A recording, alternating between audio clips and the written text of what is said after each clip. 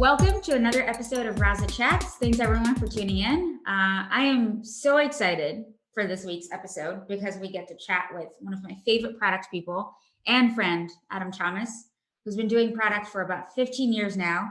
He's a principal at Approaching One, keynote speaker. Adam, you ready? I'm going to be doing this intro. Podcast guest and podcast host. We'll drop the link to your podcast in the description here. A blogger, so please check out Adam's website and blogs.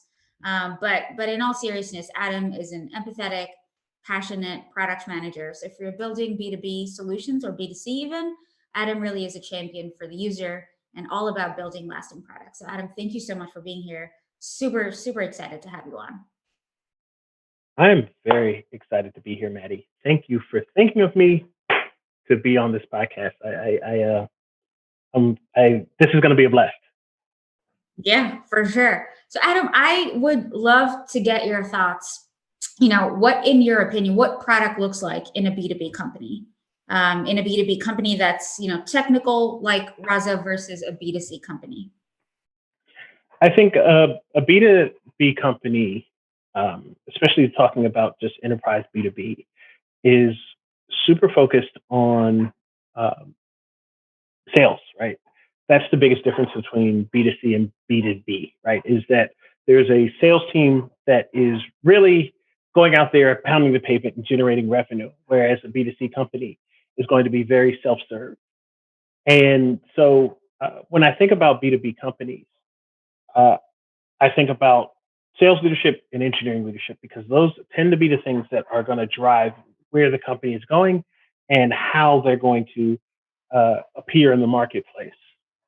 Where product comes in is that product has to be the middle ground, right? They have to be there to, and this is across B2B or B2C in general, they have to be there to improve the decision fitness of a company, right? In the B2B context, that means when you're looking at just a sales organization, it means balancing out what the sales folks are seeing on the ground with the overall product strategy and product vision that a company has, so that they are A, satisfying their clients and their customers, yet B, not becoming a specialty shop where folks can go and just pick things out. I liken it to a candy store, right? One of those old school candy stores where you just go in with a bag and you pick a little thing here, a little thing there, a little thing here, a little thing there. A B2B company that's not disciplined can end up in that space. What's the risk though, if you were able to customize to whatever degree you wanted and be able to, to extend your analogy, be able to pick out, candies like in a candy store? What's the risk of doing something like that? Is the risk that the product comes off as unfocused and not really geared towards solving an overarching problem or goal? Or no, I mean, that can be a problem, but that's not going to be visible right away, right? And especially for companies that are going to use, what they're going to use, they're just going to pick and choose, right? If they like feature A and don't like feature B, they'll just use feature A and not think about feature B. The issue long term is basically the operations of the company, right? Everything that you build has an ongoing expense. And as you continually build these one-offs, they have to be maintained because you're now locked into these contracts with these companies, right? So you can't, without breaching that contract or without having a really deep conversation, get out of that feature that you've built. And so it's really important to not get into the habit of building these one-offs, because even though, one-off or two one-offs isn't going to kill you, when you start getting to 10, 15, 20, these are 10, 15, 20 features that have to have support. These are 10, 15, 20 features that people have to go and sell on. These are 10, 15, 20 features that, engineering is going to have to figure out as they're building stuff, complicating your code base and adding even more tech debt. So I don't know what the candy store analogy is for that. Maybe it's too much candy, right? Maybe, you're filling up 1, 2, 3, 4, 5, 10 bags, right? And then all of a sudden you're getting a bunch of cavities, right? And as you get those cavities, they get more and more expensive to fix, and the next thing you know, your teeth are out your mouth, aka you're out of business. Right. Oh, yeah. No, that definitely makes sense. How do you think that, how different is thinking about product in a very technical company? I think as opposed to uh, where you're looking at sales and you're seeing everything kind of built on revenue and how fast we can sell something, in an engineering led company, um, it's pretty much the same sickness, but from the engineering side, right? Mm. Um, so a really good technical company knows how to balance the cool um, out there kind of research and things that they're discovering, right? With Rasa, Rasa's really trying to push, you know, chat, chat, AI assisted chat, right? And so that's a brand new, not super brand new, but like it's a new world, right? Research is coming out every day or every month that can impact uh, how you operate and how you deal with chats, right? So in a very technical company like Rasa or any other company that's on the outer edge of research, um, there is a fear, or they could end up at really getting into what I call science experiments, which means right overly focused on the coolness and thinking about the next product that's focused on the technical stuff, the research, and not really thinking about what we're in business for, which is to solve problems for customers so that Mhm. they can bring us more revenue so that we can invest in some of this cool stuff over here. Right. And so, a really good technical company, a really good engineering led company balances those problems from the customer with the problems in the research and mixes them up together, and they're having a wonderful time. Um, a bad technical company, especially in the B2B landscape, looks the exact opposite, right? Not to mention, right, if you're not really solving problems for the customers, those sales guys, right, like they're just going to be pounding the pavement, really Right. not getting anything because, you know, um, people are, you're focused on trying to outdo GPT-4, right? And it's like, no one's asking for that, right? Like it's not in a GPT business, right? So like, why are we doing this? Mhm. Um, and so that's uh, really the difference between a really technical company that can leverage that research and one that kind of overly obsesses over it. Right. So, don't do these cool things just for the sake of seeming and being cool. Have your product still be very outcome focused and problem oriented focused. Like, here are the pain points that we're trying to resolve. And this research, these engineering features will get us there. Yes, yes, right. Like you're starting to head into the danger zone when you start seeing a bunch of things like hackathons happening all the time, or people obsessed with tech debt based on the discoveries that they've made and the research that they've done that hasn't really touched the customer yet, right? And there's no real discovery. So um, yeah, that all screams we're not focusing on the customer's problems here. We're focusing on what we think is cool. And if we wanted to build what we think is cool, I don't think the people that we take money from would be excited to hear that, right? They're more excited about the customer, right? And the business as a whole gets healthier as they focus on that customer and better outcomes. Right, right. So I imagine that it's a pretty tough needle to thread, right? Because how do you figure out, right? You have your pain points and you have your goals, but how do you figure out what features to build? And I know you talked about this in the past when you and I have conversations. The importance of like collecting feedback from customers, from the market, from other sources, so that you can prioritize what to build. So companies typically do programs like the voice of the customer, voice of the market, voice of the prospect, and so forth. How do you think about launching these programs and finding a repeatable and scalable way to influence those product decisions? Yeah, so I think it's super important to think of this on two levels, right?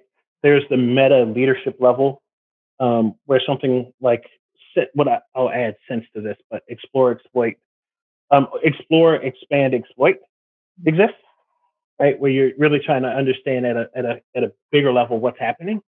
And then on the individual contributor team, maybe even portfolio level, you're looking at kind of the research itself that those programs, the voice of the customer, what customer, the voice of the market, what market are we trying to penetrate and figure out.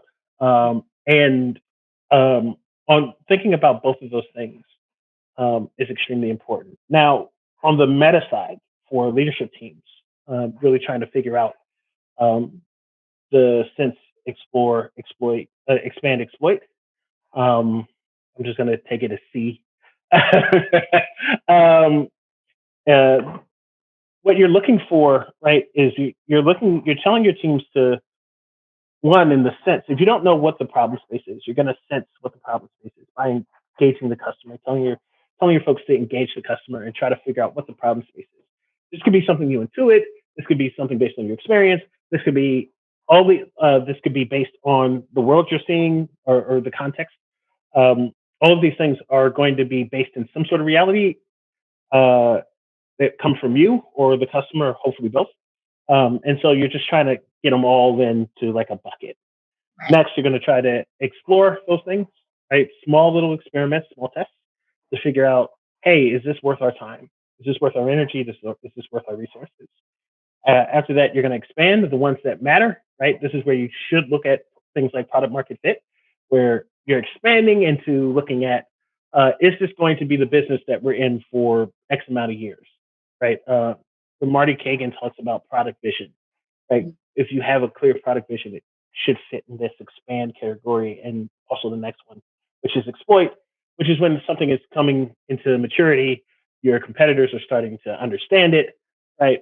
It's no longer a unique thing, so it's extremely important that you just try to get the most out of it as it becomes a commodity.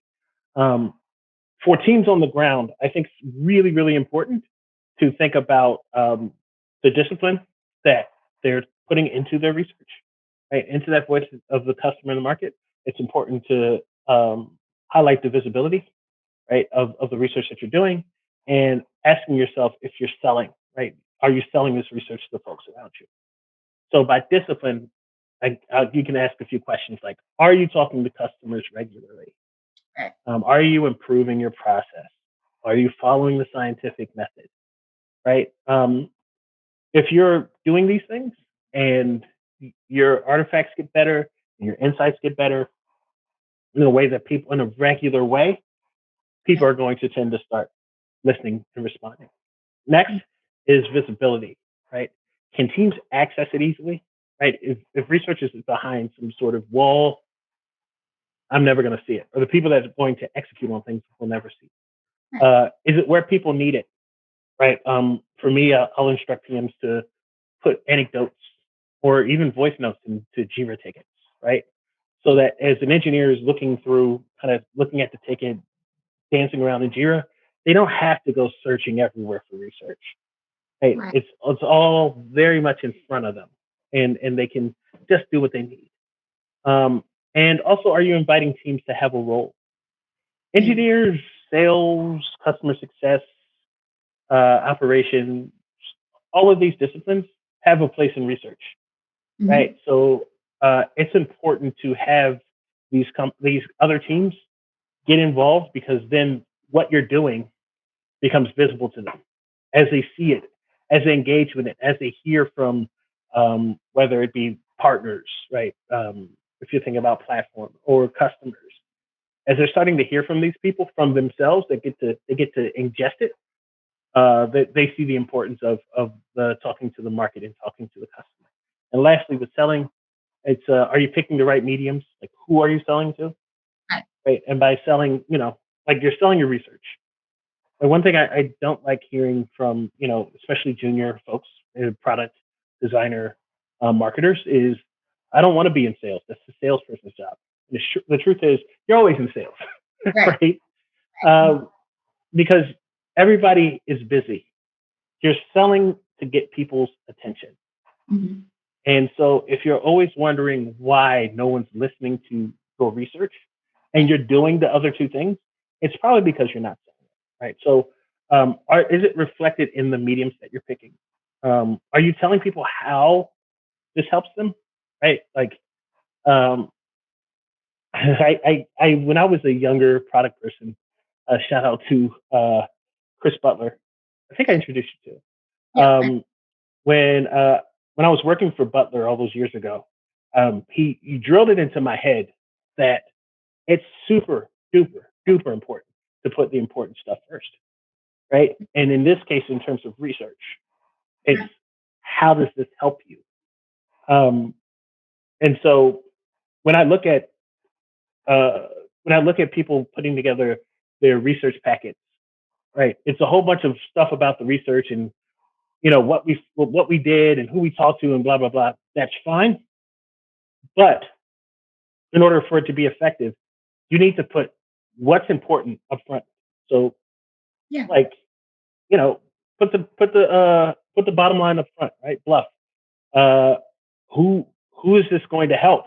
How is this going to help you?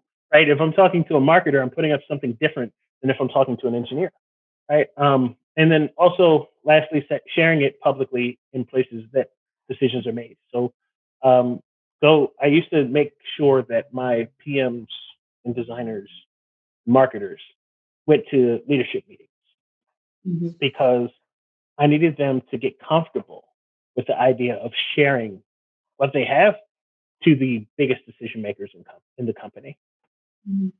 right? Not only do they get face time, but they are also starting to influence the people in the room, right? Oftentimes, executives have no idea what's happening kind of underneath them. They're too busy thinking about the exploit thing or the expand thing. And so when you get a chance to show them what's happening on the ground and get them connected, not only do they feel better, right? They get some data, right, to to match the story that's happening inside of them. You're less likely to get poop and swoop management, where the manager comes by and says, "I need you to work on X," because when they do that, it's generally because they don't know what's going on. And so by getting that face time, you really get those things, voice of the customer, voice of the market, um, in a place where you can continually do it. So it's like a continuous, repeatable, like rinse and repeat process where you're constantly evaluating all of these big questions and thoughts that you just put forward. Yes, and I almost forgot the most important part is that, Right. right? Um, Everything is a moving target. So the customer in the marketplace, Mm. they're not static. And oftentimes when I coach or talk to teams, I'll ask when's the last time they did some discovery or problem definition or anything. They'll say a year ago, right? Right. A year ago we didn't have a pandemic, uh, Mm. so might want to get on the horn and talk to them for a bit. Things may have shifted, right? Yeah. And so building that repeatable process to continually do these things is Mhm. super important. Mhm. And so where does product marketing fit into all of this? It sounds like that's also something that happens a lot, or how do you think that should happen? I think product marketing should be a team that is engaged with the product development process Mm. Mhm. because great product marketers bathe in competitive analysis, customer analysis.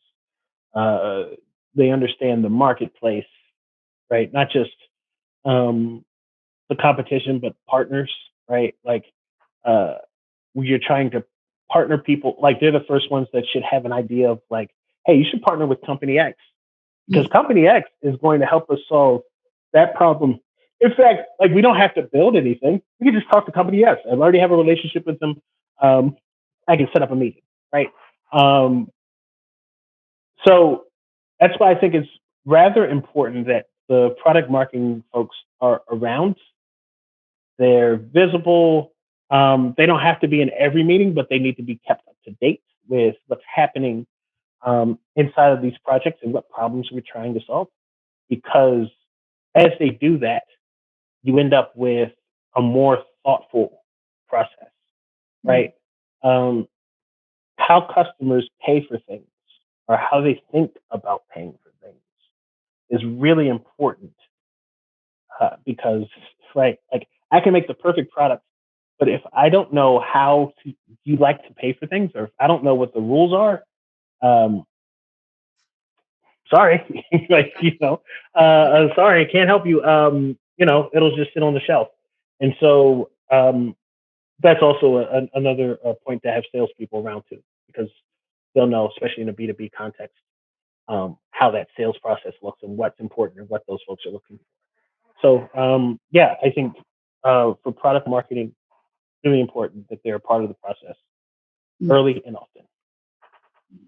Definitely, yeah. One of the things that you speak and write about is how to operationalize best practices when it comes to product management. Can you tell me a little bit about that? Yeah, I when I was a kid, one of the things I learned from my dad was to take things and to put them in a different medium in order for you to like codify it, right? Mm. So if I do something, if I write about something, if I'm somebody that writes about stuff, I should go out and put it on video. If I'm somebody that puts things on video, I should go out and try it, operationalize it. If I'm somebody that operationalizes things, I should go out and write it, right? And so um, as I've been going through these almost 15 years of working in tech, um, I start to pick up patterns that Mhm. teams like and that teams use um, that are wrapped around certain contexts. And if I can go out and take those contexts um, and write about them clearly, if I can extract all the other things out um, that that are context dependent, write about it and come up with something effective, then I know it. Right. Right. This is very similar to the Richard Feynman method, right? And Feynman, for those who don't know, Feynman's a very famous physicist, and yeah, just an all around weird dude. I like like he used to hang out with gangsters and then go back to Cornell and like help discover the atomic bomb. Like he's a really interesting character, Right.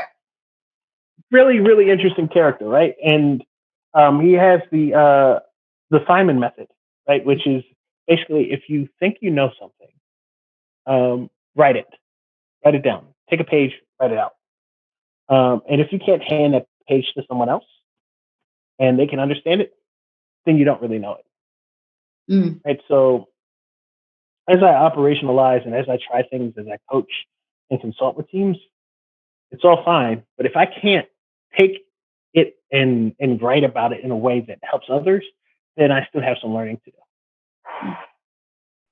That's great. I mean, that's totally in line with my philosophy as to how I think about things too. And I know you do that, so that's just great.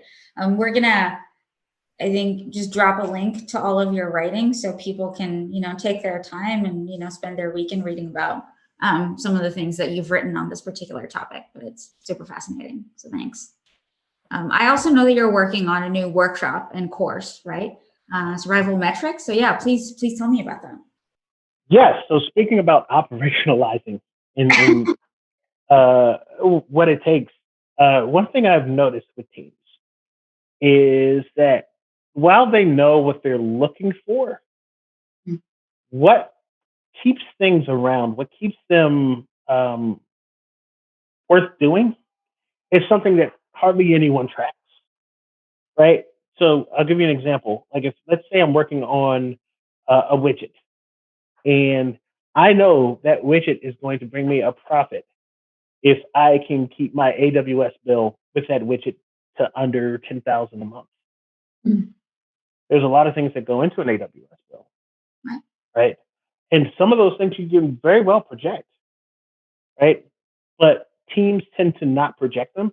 And so by the time they get to the end of the process, they have a product that they use and everything went great. And then all of a sudden, the thing that was supposed to cost $10,000 now costs $100,000. And everybody's running around like a chicken with their heads cut off. This gets even worse in B2B companies because what if it's something that you promised the customer? They Right. signed on the dotted line and now you're on the hook for that 100,000. And so you better find another way to get it, make some more sales, kiss some babies, like whatever you got to do, right, to raise that money. So um, I came up with this concept called survival metrics, right? And the survival metrics help a team determine those things, right? If an initiative is worth investing in, and I have three types of things that actions that a company can do, right, or a team can do, right? Is it worth investing? As I mentioned in more, worth investing in more because sometimes something is really good, and Mm. there's an opportunity loss when you don't double down, right? But more often, uh, you have to think about things that are pivoting, right? That are worth pivoting by. So, if take that other example we just mentioned about the widget and the 100,000. If you see that it's going to that place, but you still want to build it, well, we need to stop and think about what we're building and how we're building it, right? Right. And we need to pivot so that we're not going to end up in that place. Mm. Um, and lastly, stop, right? There are certain things that run against your value system. There are certain things that run against your culture. There are certain things that ruin and wreck other teams' incentives. So having that codified immediately so people aren't taken by surprise is extremely important. Like, for example, I mentioned sales, right? Let's say sales doesn't want to deal with uh, feature X unless feature X is going to be worth at least 500,000 to the customer. And if we can't get them 500,000, they don't want to sell it. So if you can't get to that point and in your discovery and your pricing, you just not, it's 250, it's 250, it's 250, then why are Right. we building this? Right. Uh, what we're trying to avoid is teams um, falling into a sunk cost fallacy, right? Right. And chasing after bad money or even worse, not thinking about it at all until they end up with an explosion, Yeah. right? Because for the most part, like product development can be anti-fragile, Mm. um, but uh, ergodistic, but for the most part, it is very fragile. And so if you're not thinking about how things are going and you don't have a way to check on it, it's going to blow up eventually, right? And when these things blow up, uh, I've seen companies have to lay off half their staff. I've seen, what is it, 9-figure projects tear a company apart. Uh, people crying, businesses dying, all types of things. Mm. Right, like you may go, it doesn't happen to me, but if you keep going, eventually it will. So survival metrics teaches teams to think about resource allocation, company incentives, those that are implied, right, which are the politics of an organization, right? Right. Oftentimes, salespeople aren't necessarily going to tell you that unless you ask them directly, Right. right? They just kind of go about their day. They're not thinking about telling you because they don't know if you care. Yeah. Um, and then there are the things that are direct, right? This is where your ops team can tell you, back to that AWS example, right? Like we have budget for, this thing to have, 10, maybe 15,000 Right. per month, right? So we need to keep that cost down. Right. Um, and then you check with that team at regular intervals, right? You get all this stuff together before project begins, then you check again at regular intervals.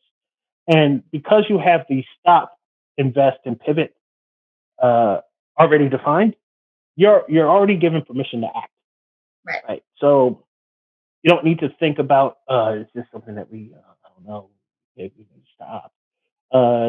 People are going to be mad if we stop, so let's just wait it out, right? You can get rid of that conversation and get right to the business of making something better or making some changes, or doubling the team, right? Whatever the situation calls. Okay. Yeah. So you've talked about, best practices. We've kind of covered that. But what I'm curious to know, what are some things that you don't really care for when it comes to building product? Three things that are really grinding my gears right now. One is the professionalization of product. Yeah. So like everybody now thinks they have to go to uh, Harvard or Waterloo, Right. or LSE, whatever. Like pick your INSEAD, pick your elite school, get your MBA, and go work at Facebook or Google, Work for a and think. then Yeah.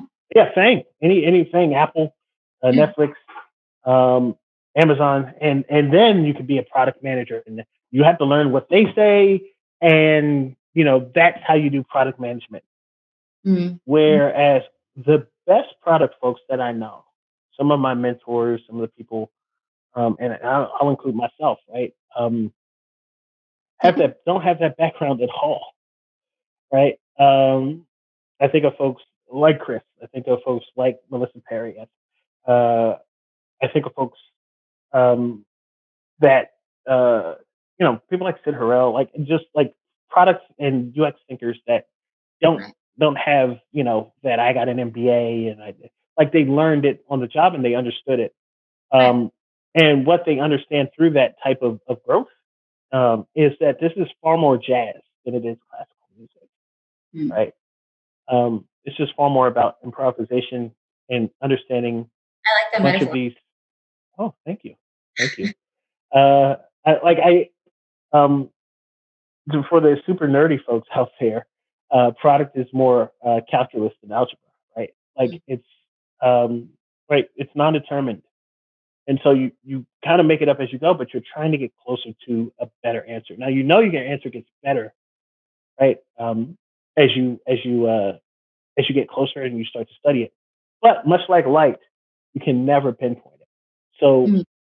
one of the things that I really hate about the professionalization of product is there's this idea that you can pinpoint, but you can't. But much like light, you cannot pinpoint it. Yeah. So that's something that's really bothering me.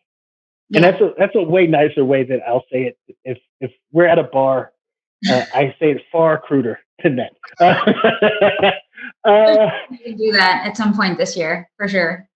yes, most definitely, most But definitely. you still love building product and you're really good at it. So, like, what are some things that make you stay? What are some things that you love about it? But just that very same thing, the fact that it's jazz, Right. right? Like, if I engage in the work itself and I'm focused, then my curiosity is going to be satisfied every day, Mm. right? There's going to be something interesting or different to pull, some interesting small problem, some way to connect some of these dots, some ways to, uh, as a, uh, speaking of another person that doesn't have that elite background, John Cutler, right? One thing I love about John and his work is he just has a way of communicating things in a very simple way, Mm. right? And I was reading his tweets, and he's talking about one of the hard things about product, and one of the things that needs more work is the dancing in between the data points, right? The dancing in between the metrics, right? And I never heard it put that way before, but that's the jazz is what you're able to do between those quote unquote KPIs or whatever, because that's the story that your customer's telling themselves, Right. and those are the problems that you're solving. And that's what I love. No, I love that. I think that's great. I think that's why you're a really good product person is that you're just so focused on the user and trying to champion the user and trying to solve these problems for them. So that's fantastic.